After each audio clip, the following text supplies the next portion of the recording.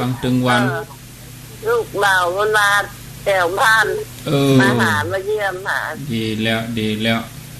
ติดตามลูกผมค่อยได้เนี่ยลูกบ่ค่อยได้ฟังธรรมะไปตึงวันเนอะแม่เนอะเจ้าอยู่ดีมีสุขธรรมะเป็นเพื่อนนะสายต่อไปเจริญปนไม่สาเจ้าค่ะครูนี่ไผ่บ่รู้จักแต่เสียงบ่เคยได้ยินเนี่ยไผ่เนี่ยเสียงไผ่เนี่ยบ่เคยได้ยินสักเตื้อนี่วันนี้มีคำถามเนอะว่ามาเป็นหวานงานคืนแม่งานคันสูงมื้นมันคันตอนที่กว่า11 โมงคันจนเสาจนห้อนเลยนะแล้วแม่ก็มู้อีคือแม่ก็เลยนอนภาวนาคันหนอแล้วมันหายเลยเนาะจะรับไปเหรอก้ามัน